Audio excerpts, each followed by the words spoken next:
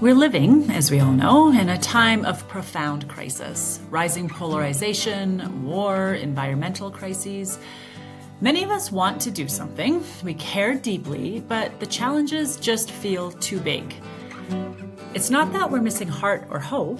It's not that we don't care. It's that we're looking for a vision of how ordinary people, like all of us, can respond to what's going on. And that's where Peace Heroes and these stories come in. They are guides who have found ways to respond with courage, creativity, and hope. They give us a roadmap that maybe we can follow, even in our day-to-day lives. Welcome to We Are Peace Heroes. I'm Kirsten. And I'm Ellie. And we are back for another episode of We Are Peace Heroes. And today we are going to break the mold just a little. We've been telling stories of remarkable individuals whom we call peace heroes because of the decisions they make and the way that they live. And today we're not telling the story of one individual, but in fact, an entire country. So I know that might be a little odd, but we did it very intentionally because we want to tell you the story of Costa Rica. And let me tell you, if you don't know the story and history of Costa Rica, you will love this story because just like today, when I think many of us would say there are a lot of very hopeless stories unfolding, we could tell plenty of those. And sometimes we just feel a bit desperate for something really hopeful. And we love the story of Costa Rica because here's a country that is showing us what it can look like when we make an uncompromising commitment to the dignity of all people, even in really scary, frightening, violent times. Exactly. So to understand just how extraordinary Costa Rica's choices have been in the context in which Costa Rica found itself, we need to step back and, as we always do, look what was happening in South and Central America during the Cold War, because we are going to go back a bit in history to understand this story. So Kirsten, can you paint a picture for us of what was going on in the region just at the beginning of the Cold War that sets Costa Rica apart from the rest of the countries in Southern and Central America? Yeah, sure. So the Cold War goes back all the way to just after World War II. And essentially from that point on, I mean, for decades after that, the Cold War was fought on so many fronts. And one of those fronts was in South America. There were military dictatorships and brutal civil wars were defining much of the political landscape for decades here. So I mean, many of you probably know the history. Countries like Brazil and Argentina, had such authoritarian rule. And even in Central America, you've got El Salvador, Honduras, Nicaragua, Guatemala. All of these countries were truly locked in bloody clashes, usually between governments and then various guerrilla groups. But they weren't just happening kind of, coincidentally or in isolation, because the United States and the Soviet Union were very invested in these conflicts and in these outcomes. And so they were determined to pull all of these different countries either into their camp. And these superpowers were not fighting each other directly, but instead they were fighting like what we would call a proxy war. So they are just funneling billions, so this is both the US and the Soviet Union. They're funneling billions of dollars in military aid into this region.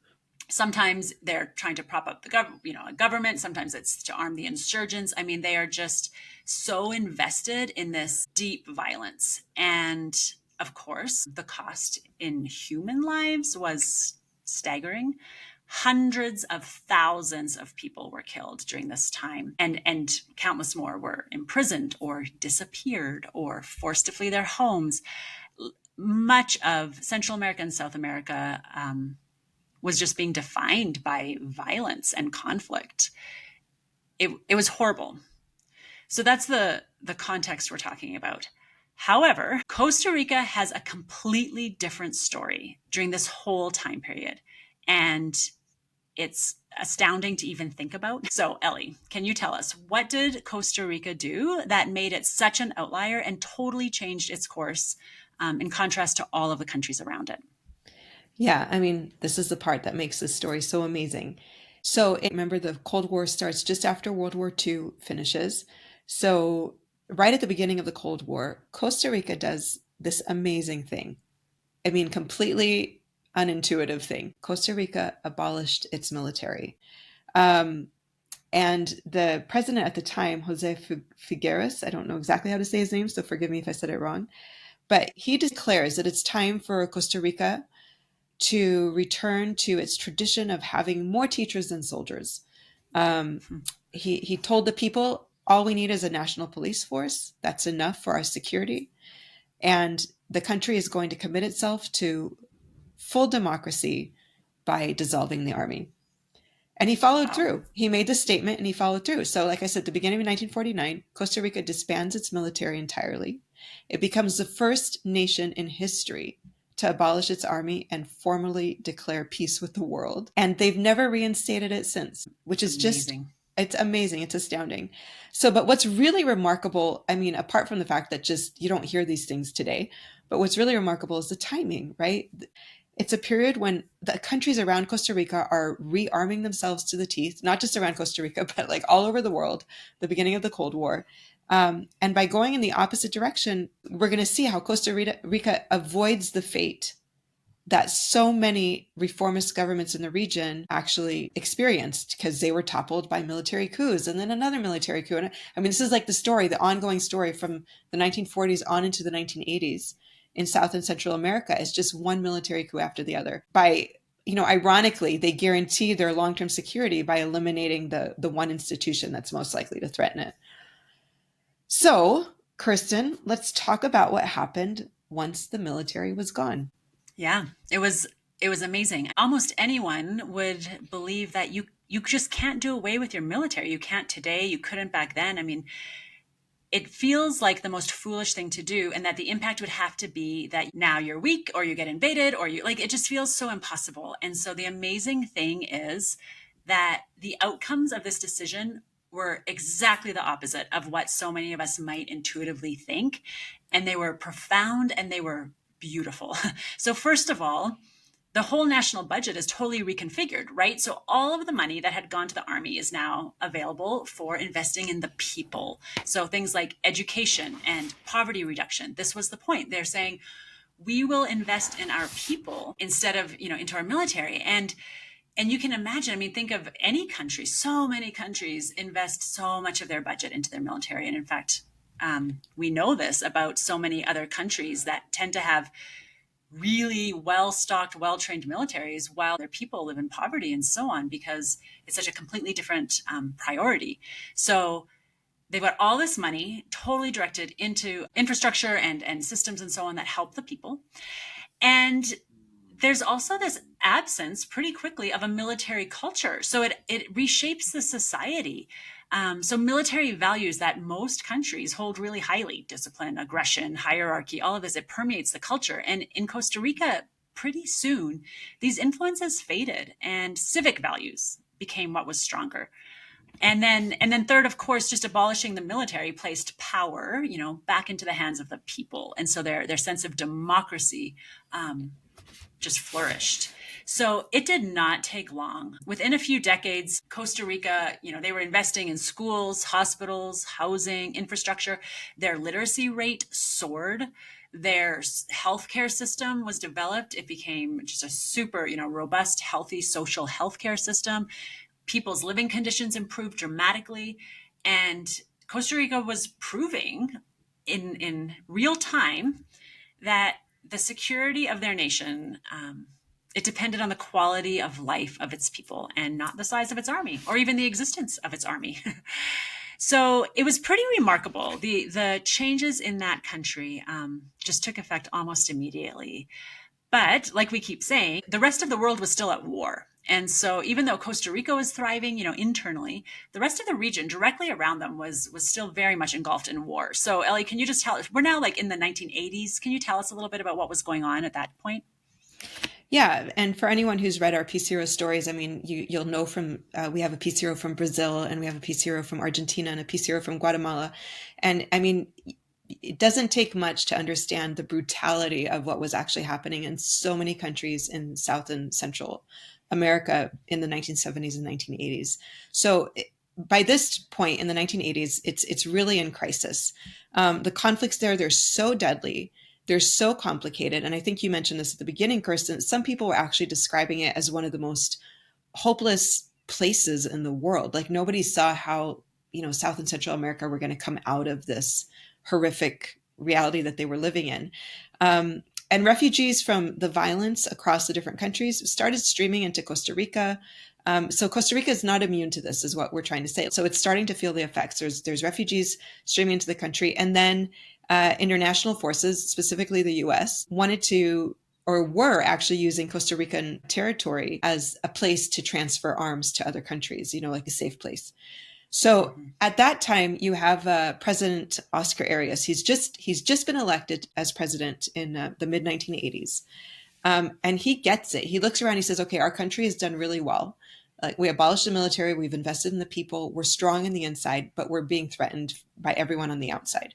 And so he gets this, and he says, like he famously says that Costa Rica can't sustain paradise within its borders when there's hell on the other side. Those were his words.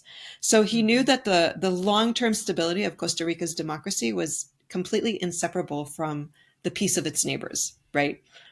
So he takes this really bold stand right after he's elected as president. He first of all, he orders all foreign military personnel out of the country, including the US military. He says we're not going to be part of this in any way, shape, or form. And it was a really costly move for Costa Rica. I mean, it cost them tens of millions of dollars in US aid. Oh, But wow. Arias refused to compromise. Instead, he said, I don't want any military personnel on our country, but what I am going to do is I'm going to draft a peace plan that calls for the immediate ceasefire of ceasefires in all the countries surrounding Costa Rica. And he's like, I'm going to be the one who spearheads the restoration of political freedoms, limits on armies, free elections. This little country saying, we are going to solve all your problems because we figured out how to do it ourselves. Yeah. Okay. That sounds impossible. I mean, again, it's this unlikely, like, surely not. Surely this is fiction, But it worked against everyone's expectations. Arias succeeded. He convinced the leaders of the countries around him. This is Nicaragua, El Salvador, Guatemala, and Honduras. He convinced them to meet face to face, which was already huge, and to sign his peace plan, essentially. And so in August of 1987, in Guatemala City, these leaders of these countries agreed to his plan. It was something that no one, even, of course, not these big powers, US, Soviet Union, the United Nations, like no one had been able to do this. He brought an actual peace to Central America. It was amazing.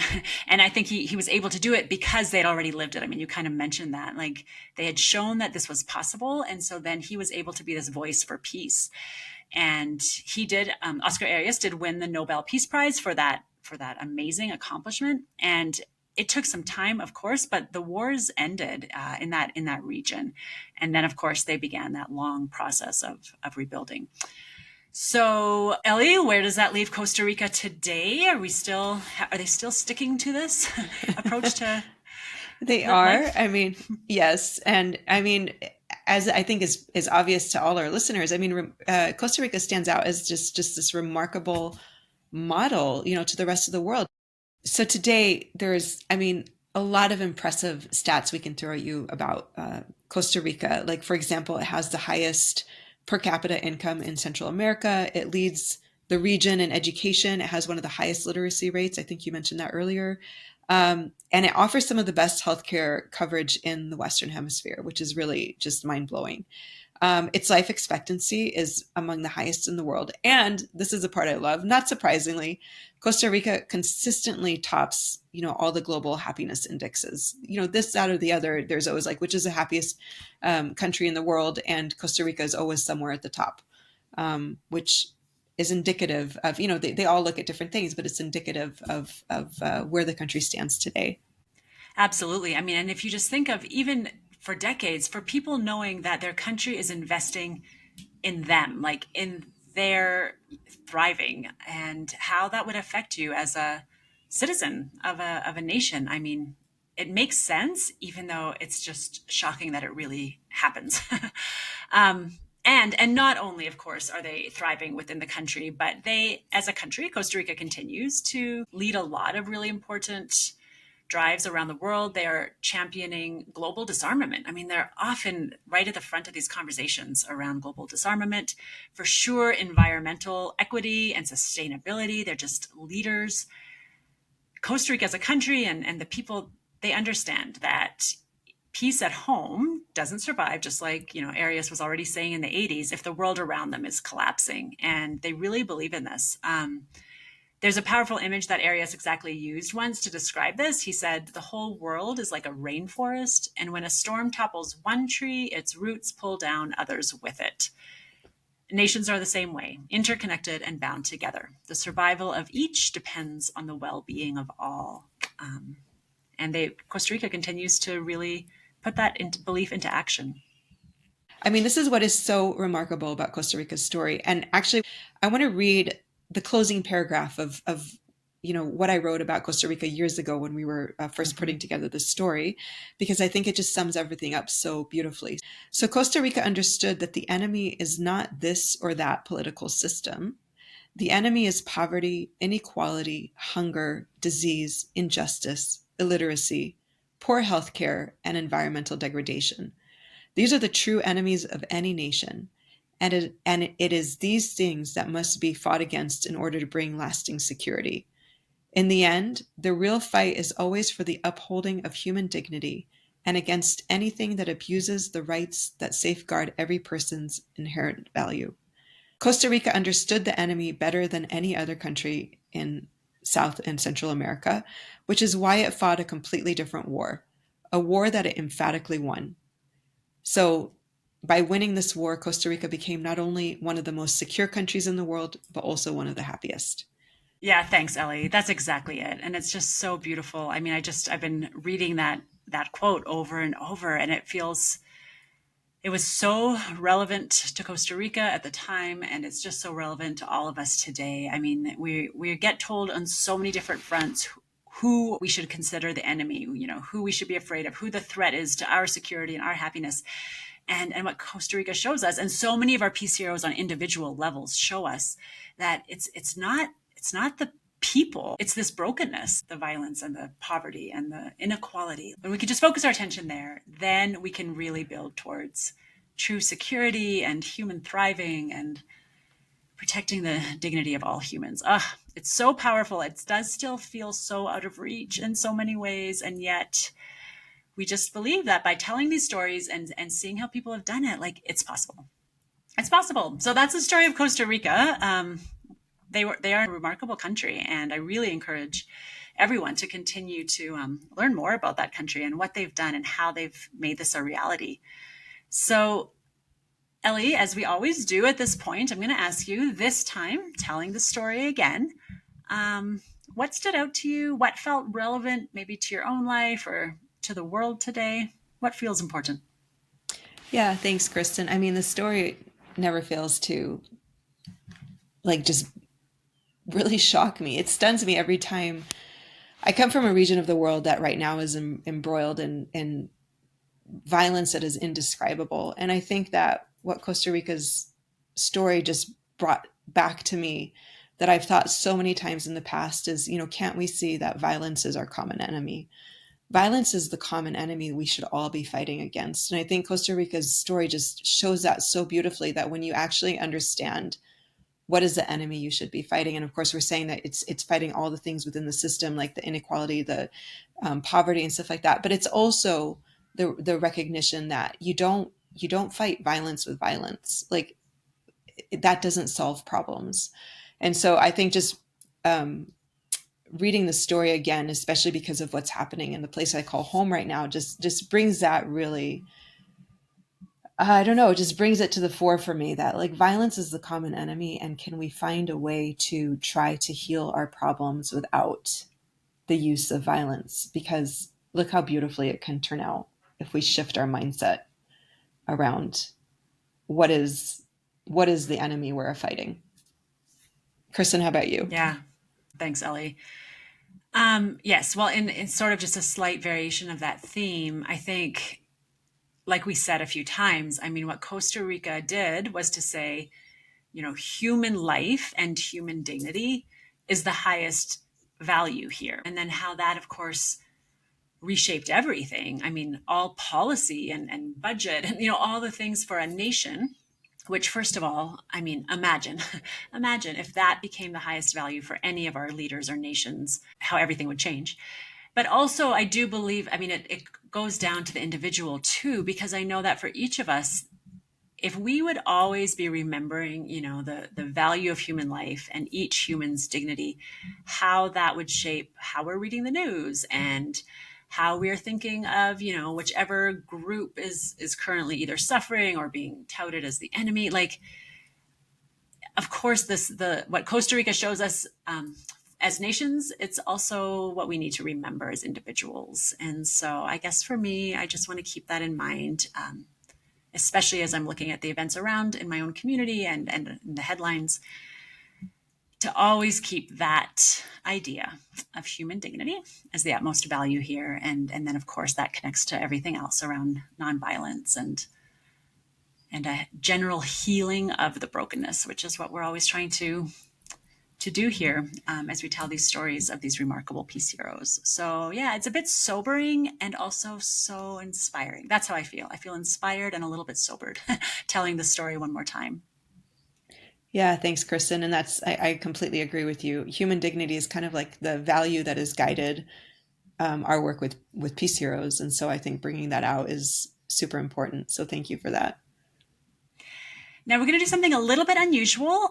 We are hoping very soon to release a bonus episode connected to this episode about Costa Rica, because one of the things that Ellie and I did as we were bringing this story to children, in particular in schools and communities around the world, is we rewrote this story as a children's story, a very simplified kind of personifying Costa Rica, like a kid's book. And so if you have a young person in your life, or you're a teacher or a parent, and you would like to share the story of Costa Rica with those young people, look for the bonus episode, Costa Rica, the little country that could, and we'll just tell the story there very simply and sweetly for young listeners. So if that interests you, keep your eyes out for that. And as always, you can find more information about Peace Heroes at our website, and all of that information is in our show notes. Thank you so much for joining us, because we believe that peace isn't just a dream, it's a choice and it's a path. And it starts here with the stories we choose to tell and the actions we choose to take.